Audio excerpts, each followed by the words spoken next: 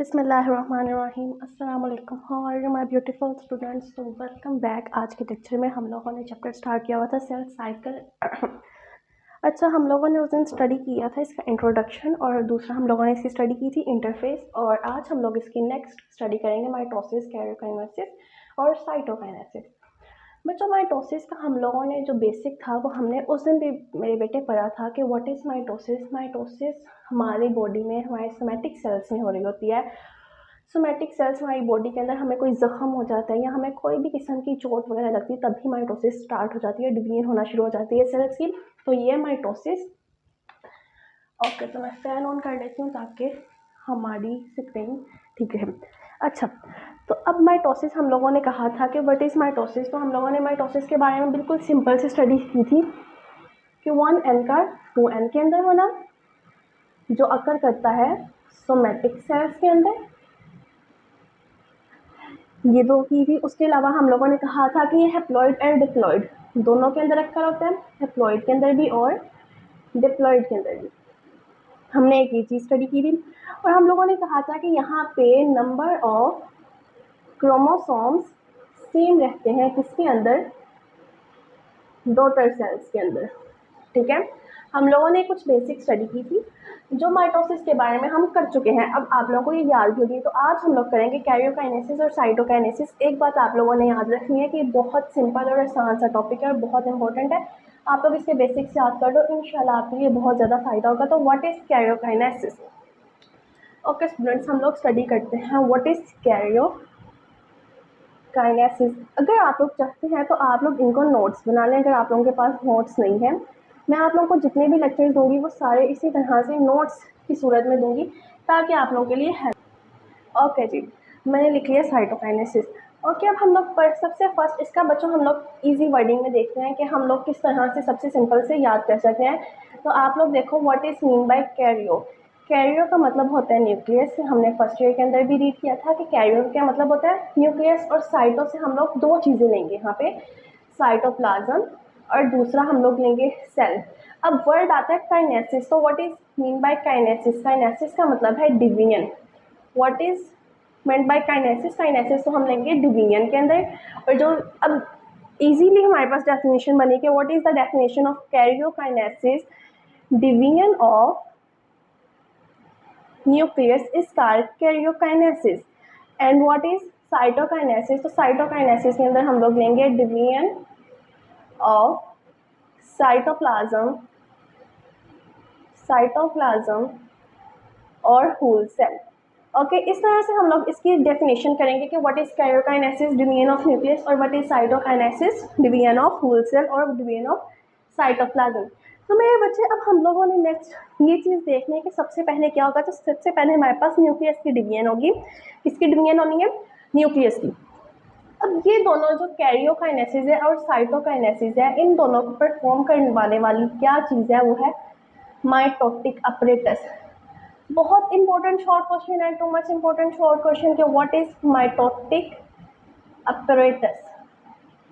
तो easy words में हम लोग देखते हैं इसकी डेफिनेशन कि माइटोटिक अपरेटस क्या है। अब आप लोगों ने सबसे पहले यही याद रखना है कि कैरियोकाइनेसिस और साइटोकाइनेसिस को कराने वाला माइटोटिक अपरेटस है। उसके बाद क्वेश्चन आएगा कि माइटोटिक अपरेटस क्या है।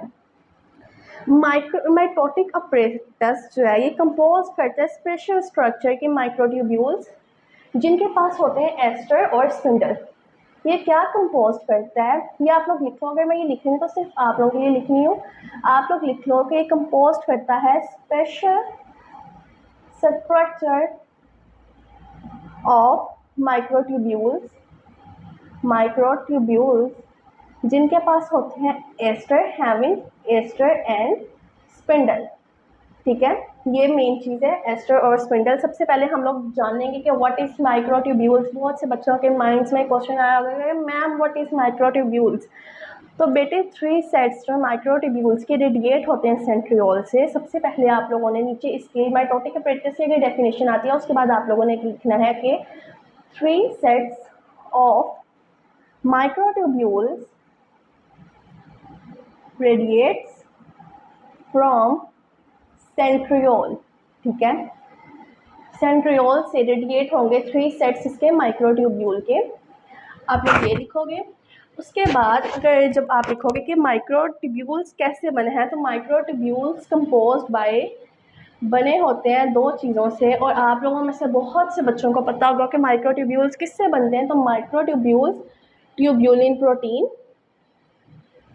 और आरएनए से मिलके बनेंगे। किससे? ट्यूब्यूलिन प्रोटीन और आरएनए से।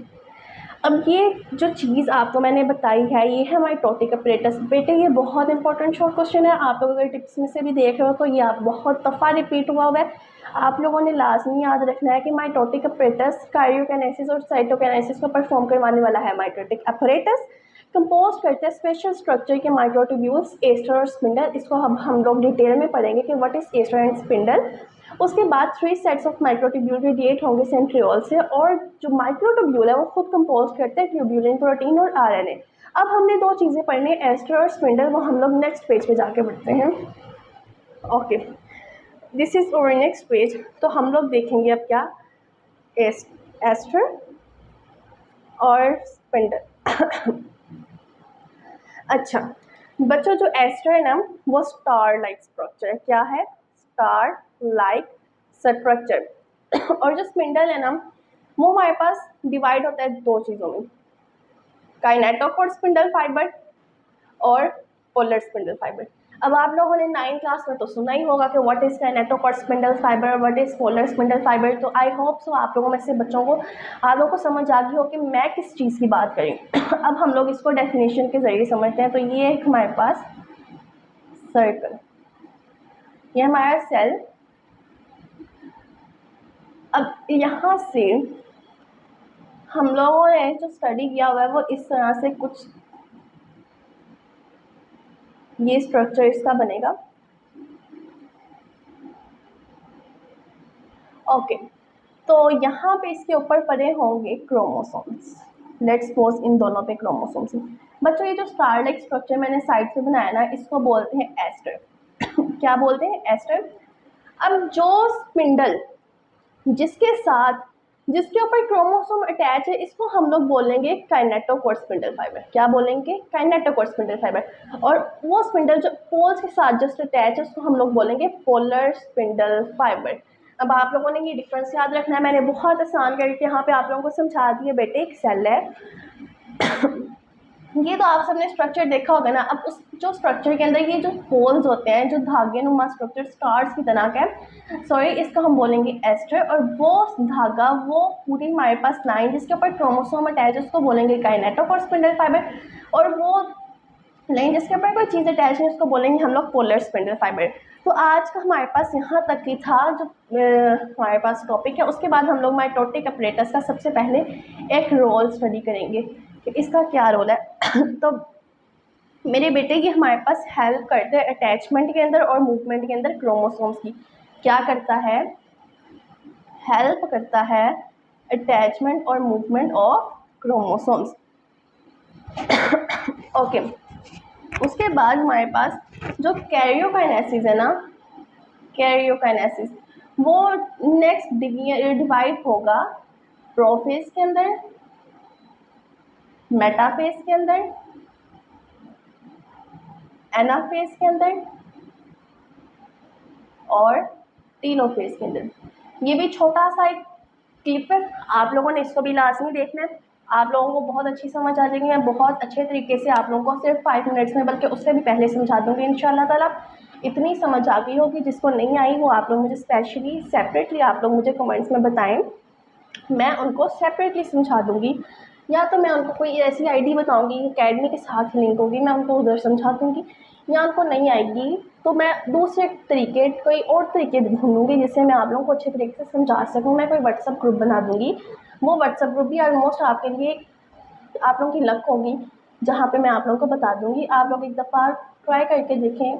और ये सारा कुछ आप लोगों को अगर समझ आ गया तो आप लोग फिर भी लाइक कर देना, कमेंट कर देना। मेरे बेटे ये बहुत इंपॉर्टेंट चैप्टर है और बहुत आसान और सिंपल सा चैप्टर है। आप लोग कल क्लास में हो। अब आप लोगों में से कुछ बच्चों के 11 में अच्छे नंबर नहीं भी आए होंगे, तो आप लोगों ने हिम्मत नहीं हारनी, आप लोग स्टडी करते रहो, दूसरों की तरफ नहीं देखो, अपनी स्टडी जारी रखो और इंशाल्लाह आप लोग कामयाब लाजिम हो जाएंगे।